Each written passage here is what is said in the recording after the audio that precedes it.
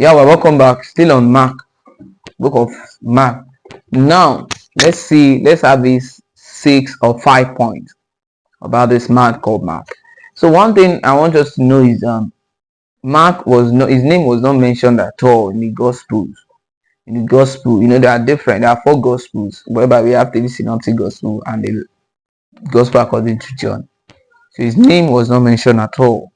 Is not mentioned at all in the Gospels, unless he was the young man who fled naked from the Garden of Gethsemane. The one we talk about chapter 14, 51 to 52 is just an assumption, unless that one. So, and the second thing is that the first definite reference to him, that was in Acts chapter 12 verse 12 forward. So when Peter was delivered from prison, so they made a reference to him there. How come? So she stated that when Peter went straight, or he went to the home of Mary, the mother of John, whose surname was Mark. From this now we get to know the mother of John now, Mary. So the owner of the upper room, this upper room, where the apostles used to mostly they used to gather. So his mother was Mary, and they make mention his name there, chapter 12 verse 12 to 12 forward. So after the release of Peter from the prison. So, and this passage tells us that Mark and Mary dwelt at Jerusalem. So, and that the disciple often met in their house. We can see the relationship now. Relationship between Mark, Mary. We are not talking about Mary, the mother of Jesus. So Mark, Mary, and Peter. So it's a kind of relationship. There's a kind of relationship that existed between them. Another thing is that this means that, following that statement, this means that Mark belongs to a family of the early church situated in Jerusalem. So from the founding family of the early church, actually, Mark belonged to this family. That is the family, one of the family that belonged to the foundation of the early church. Mark was part of them. So, and there's this scholar John Stott. So that is, he noted that. So, and some scholars too have speculated that the family's house contained the famous large upper room in which the Last Supper was held, and in which the church gathered after Jesus's ascension. So this family, they are the owner of this large upper room. That was where even the Last Supper, which Jesus Christ said, took place. So according to the assumption of some scholars, so we can find it that in chapter 14 of Mark, verse 15, and when Jesus Christ was about ascending, so that was where the apostle or the church was gathering,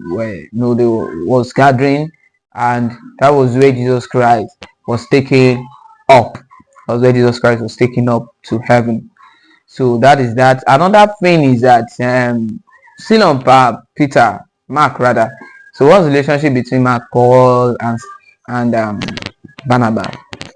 Relationship between Mark, Paul, and Barnabas. You can say that Barnabas and Mark, they are kind of related. They are kind of related.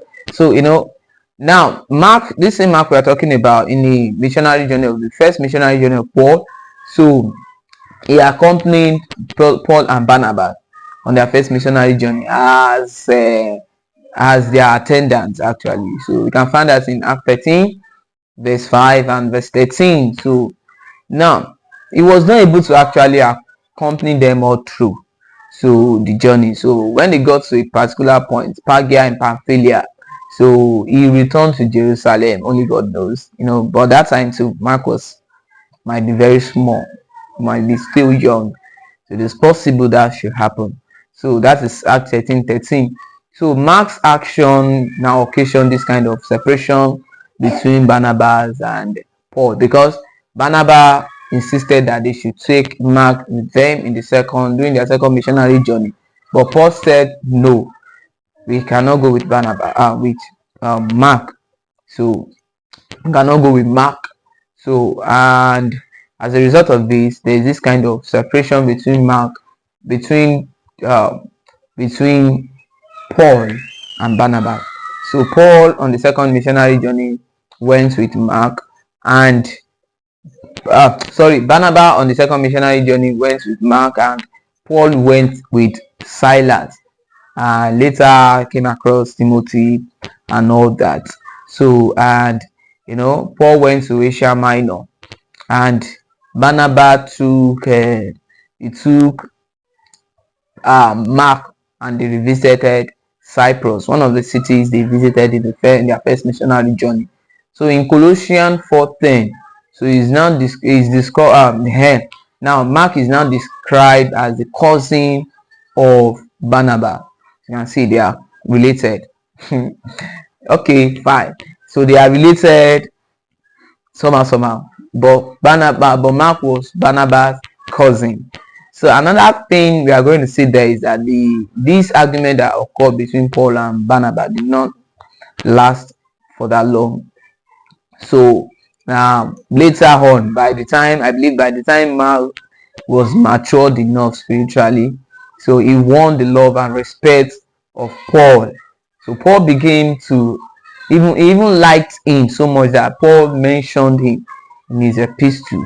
Like, not just mentioned, he acknowledged his his uh, how should I put it? He acknowledged his effort. So, and he later became Paul's companion in Rome. He became Paul's companions in Rome. You can find that in Philippians 24, and also a real comfort of Paul when he was in prison. You can see your enemy of yesterday is not even an enemy. I cannot say Paul was trying to be his enemy then, but he was not mature enough to do some things. But one thing is this, that person that you believe could not do something well yesterday can be a better person tomorrow or today. Someone that you think that is not that okay, this one cannot even offer me anything good, but that person later in the future can become someone who is very, very active, and who will even be one of the main parts of your journey. So this is it. Paul was not he was not bitter as Mark, but when it was time for Mark to be matured, so Paul and Mark actually worked together, and Mark became a real companion of Paul in prison. You can see that in Colossians 4:10. So, and in 2 Timothy 4:11 too, Paul pays high tribute to Mark's service. Yes, he recommended his service. Wow, someone who ran away yesterday is now who Paul could see his ability now. That is because Mark is now matured. And the last one there in the additional point is that in 1 Peter 5:13, so Peter affectionately calls Mark my son. He called Mark my son. So Mark my son. So John Stott as well, which is a scholar, suggests that perhaps the friendship between Peter and Mark was cemented by their shared experience of failure and restoration in ministry. Let me tell you something. On this part of, there are some religious people that will be saying, oh, Jesus is not the Son of God, blah blah blah. It is very simple. It is not when you conceive or when you labor to give birth that before you can refer someone to as a child. But in this case, in some cases, the natural feelings that occur, the natural shared responsibility, experience, and all that can make you call someone your son. Can make you even see that person as your family. Is everybody that you call your family are your real family by blood? I mean, but some people will become your family due to that connection between the two of you. So the same applicable between Peter and Paul, between Peter and Mark. So due to their, according to what John Stott actually suggests here, is that this is possible. Peter could call Mark his son due to their shared experience of failure, share the experience of failure and restoration in the ministry. And don't forget that the early church fathers, they testified to the fact that Mark was Peter's interpreter. Definitely, they have been through a lot together. So that will be that for today.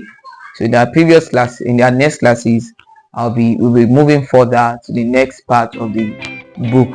So please do well to drop your questions, and please help me by sharing these videos across. Let this video go across and attract more viewers and all that. So thank you and God bless you. See you in the next class. Bye.